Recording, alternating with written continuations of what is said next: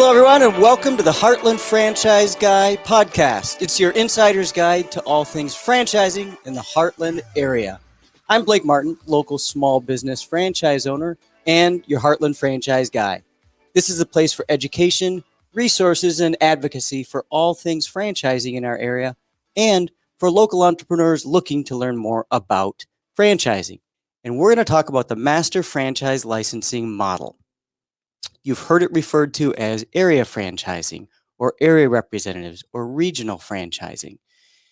They're all different terms for a similar thing, and that is the Master Franchising Model. And I'm looking here to our guest, Mr. Joe English, who is a master franchise himself, and he's going to talk to us a little bit about what the Master Franchise Model is all about. What does he do as a master franchisee? Joe, thank you so much for joining us today. Absolutely. Thanks. You bet. So I just want to get this out there.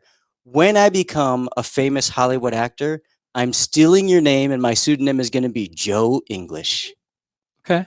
Love that name. My parents liked it too. Well, at least your father, I hope. Right. So Joe, thanks a lot for joining us. You have had quite the interesting career in the franchising world.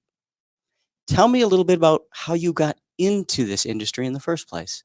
Sure. So I was 26 years in grocery retail, kind of grew up in that, 13 years with two different companies. They're national brands, started on the West Coast, moved to the Midwest.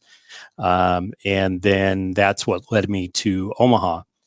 Always kind of wanted to do something on my own. Had a passion for craft beer and wine. So we do have something in common. Yes, absolutely. And so I think that kind of fear and common sense prevented me from opening up a bar or something of that nature. Uh-huh.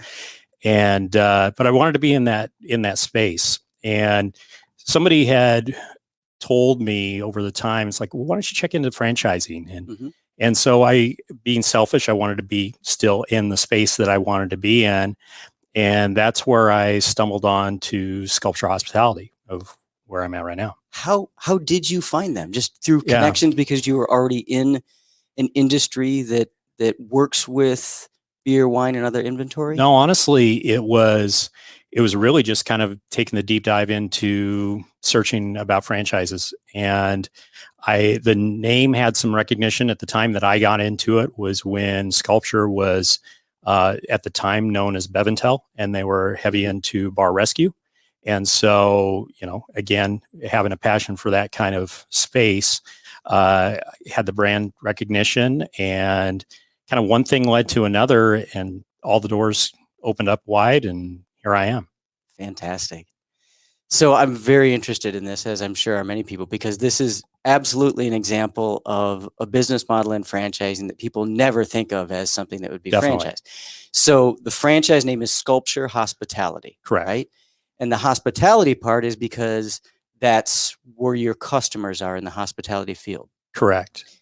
Tell me, what is it that you do as a Sculpture Hospitality franchisee? So Sculpture Hospitality, we work with area bars and restaurants, and we work with them on inventory management and control. Okay. I kind of akin it to what we do is it's kind of like the instrument panel in your car, where you don't necessarily need to know how much gas you have to go down the street and get a gallon of milk. Or, if you're driving on a road trip across country, you don't need to know what those lights and gauges and stuff like that mean, or even if they come on. Right. However, there's times where those things are pretty darn important. Actually, they're always important, but it's whether or not you want to pay attention to them. We do inventory for our clients, and by using digital scales and scanners and then our software. We've been doing this since 1987, so it's not a new brand that's out there. And we're able to deliver that instrument panel for the client. So now we're able to take a deep dive into their cost analysis, what their trends are, how to help them write a better order.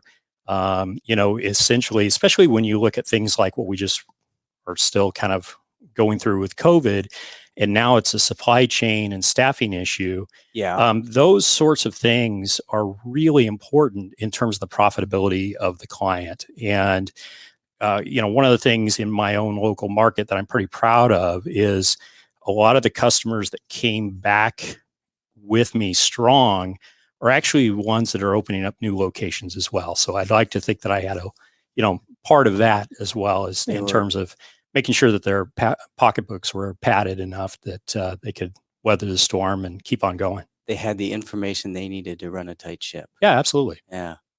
And so as a practical example, you were talking about, bar rescue and the connection there and, Sure. and your background. So a customer of yours might be a bar owner who's trying to make sure that they're not losing their behind on overpours and things like that. Yeah, that's part of it for sure.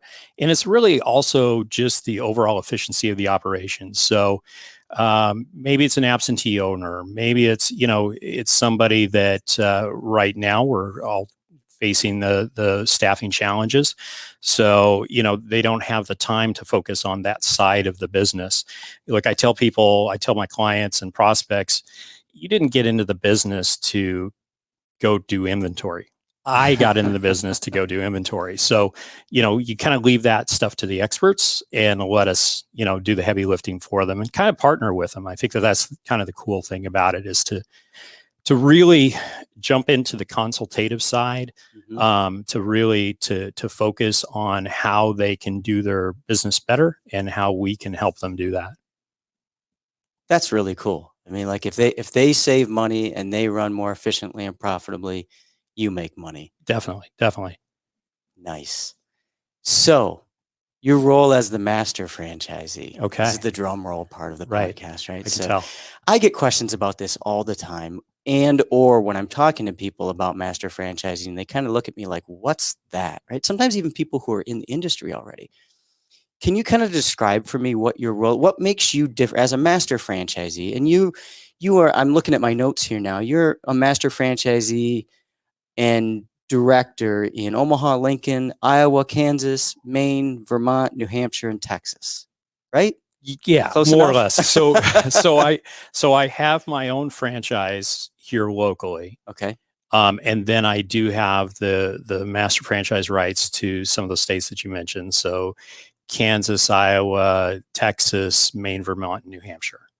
And what are you doing in your master franchise role? What does that involve? What does that look like? Yeah, so it's very similar, obviously, to the franchise level, to where an investment is made initially, but then there's responsibilities that go along with that investment. So in this particular case, within those areas, I'm responsible for selling and developing and mentoring new franchisees. Okay. Helping the ones that are existing there as well succeed, and really it's a kind of a partnership with our corporate office. So in this role, we actually in terms of royalties, we actually split royalties. Okay. So with that being said, there's a responsibility on my half to be a liaison for our global office and to ensure that, the brand is represented and those sorts of things as well.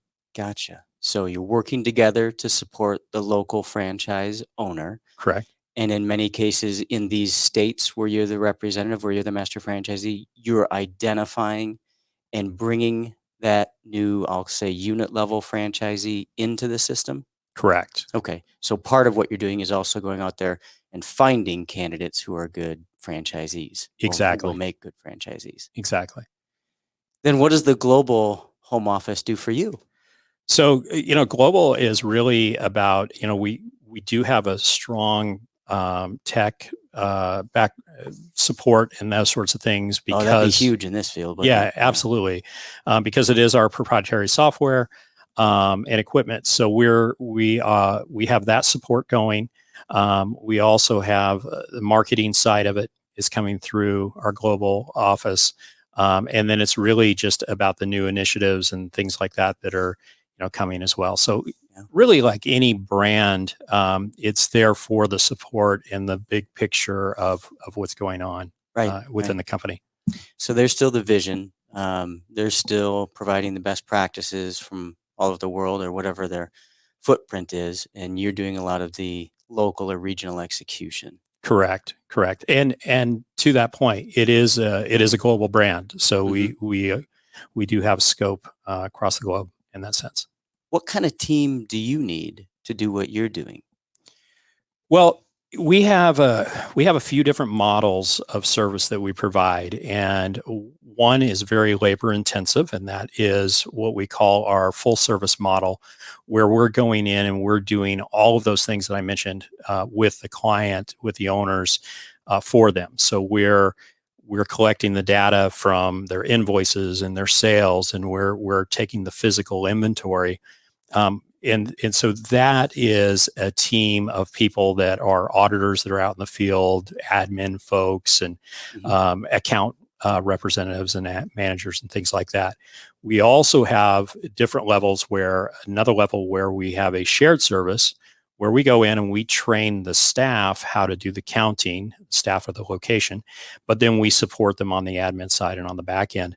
And then we have a self-service model as well, where we're training them to do everything from A to Z. So they have our software, they're doing the counting, they're doing the analysis and things like that. We still have the hands-on analytics and consultative side as well with that, though. So you're really meeting those customers, the B2B customers, where they are, right? Yeah, absolutely. Which model is going to work for you? Yeah, and especially with the current labor environment and everything going on, we can't really pigeonhole what a client's going to want. We need to be ready for what, we can't tell them what they want. They need to let us know, and we need to be able to adapt to that. Yeah.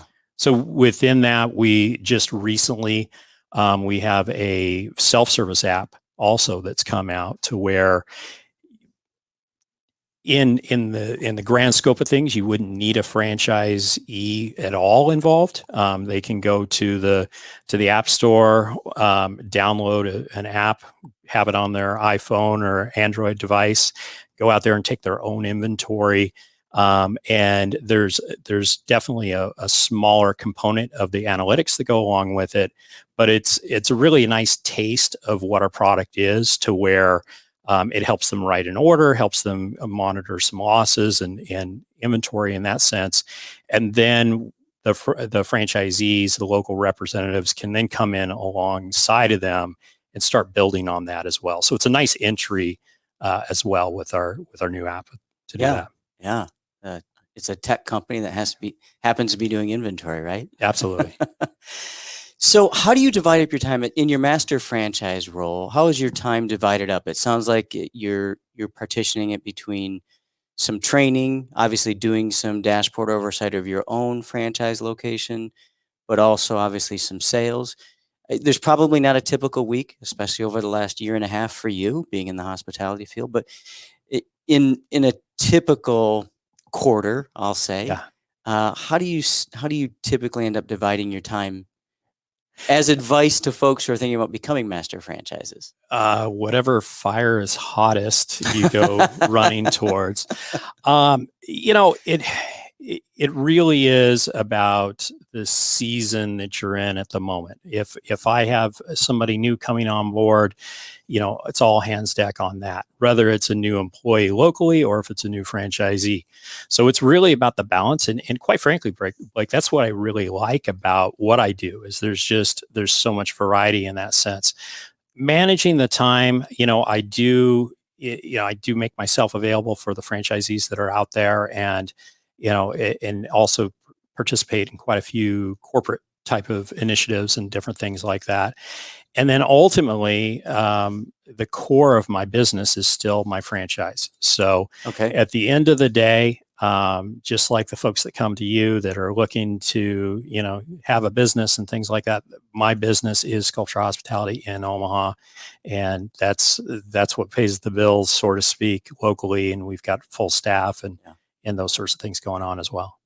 Based upon your own experience, to your point about, this is still your bread and butter, the the local franchise that you own.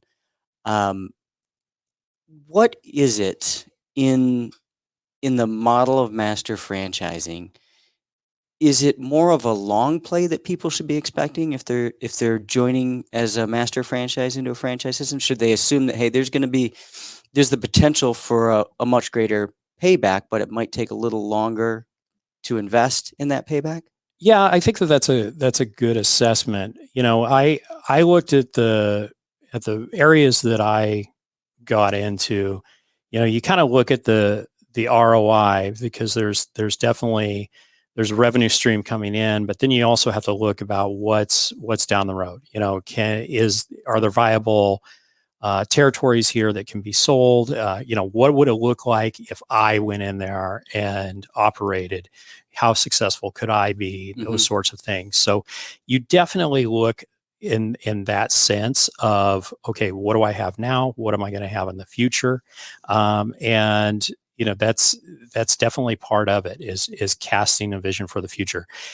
The nice thing is with that model, you do have that revenue stream coming in that's beyond your own local market. So in a sense, you kind of hedge your investment just a little bit, your investment dollars, because it's not Hmm. only, Omaha centric Yeah, necessarily. and you're building a little broader residual or annuity if you put the right people in place. Absolutely. Yeah, yeah, and those right people are people that own their own businesses. Correct. So you referenced something that I wanted to get back to, and that was you collaborate with the franchisor, and I Mhm. know from prior conversations that served on your franchises council, et cetera. From that perspective, kind of working closely with them, what do they see as the benefit of adding in this layer of a master franchisee versus just going directly to more traditional franchising where it's the franchisor and the local franchisee? So I think there's a couple of different things that are going on. One is, in the early days of sculpture, it was a model that was almost needed to a degree to expand and to grow the footprint. The more boots on the ground in terms of what my level is, and in our world, I'm called a regional director. So, that's kind of where that's at. We're out there, selling and developing and doing those sorts of things. There's some consolidation definitely going on to that, where it's contracting just a little bit. There's fewer of us in the landscape now, but it's really about that model is designed to be that liaison to the corporate office. Yeah, yeah. So you're the local feet on the street to a certain extent, frees them up to focus on the global footprint, the global landscape. Yeah, absolutely. You're the vision on a regional and statewide basis. They're the vision of the world. There you go. Hope I'm not putting words in your No, mouth. that'll work. So I know we're getting close to wrapping up on this. Let me ask you one more question, if I could. Advice you would give to somebody who's thinking about stepping into this role of being a master franchisee? Um, I think it's the same advice that I would give anybody that would step into the role of a franchisee as well. And it comes from, maybe it's from my background being kind of more corporate and being kind of, I guess I would say, fed the knowledge that you should have at the moment. It can be a little bit uncomfortable initially when you don't have that safety net of somebody just kind of going, okay, this is what you're learning today, or this is what you're going to go off to a conference and focus on this next year, and things like that. Whoever it is, whether it be a master or a franchisee starting afresh, um, it comes to a point where you have to find that yourself, and you have to be able to find where those inspirations are coming, rather it be podcasts, or rather it be books, conferences, sales training, those sorts of things. Ultimately, you have to become your own teacher and student. And to me, that was, once I actually realized that was actually quite liberating, because then it wasn't something that was in just a specific lane, but it really opened up the world so Uh-huh. that I could have all these different perspectives, all these different outlooks, whoever I'm listening to, following, reading, and those sorts of things. And to me, that's the exciting thing about where things are at right now, is that I can always challenge myself, by pursuing the next author, or listening to the next podcast, or being inspired by, a myriad of different things now. Wait, there's other podcasts? I wasn't aware of that. Since when? I don't know. I appreciate your very honest and candid response to that question. I think that was a very real response it's not what you're always going to read in the books. So thank you for that. Yeah. Well, we're coming What to are the you end. supposed to read in the books? I I don't know. You just said you're reading all of them. Okay. Joe English is Sculpture Hospitality. How can people get a hold of you? So we are on the web on sculpturehospitality.com. Okay. Actually, if anybody looks at sculpturehospitality.com, they have the map of where all of our franchisees are. They have contact to myself, to the global office, and any other resources they would need. Fantastic. Thank you, sir, for joining us today. Thank I really you. appreciate your time and appreciate you volunteering all your thoughts and experiences to our listeners. Absolutely. So that is going to be a wrap for another episode of the Heartland Franchise Guy. Another hearty thank you to Joe English. Yep, I got to say the name again. Another thank you to Joe English for sharing with us on what it is to be a master franchisee. Thanks to all of you, and we look forward to seeing you again on an episode of the Heartland Franchise Guy.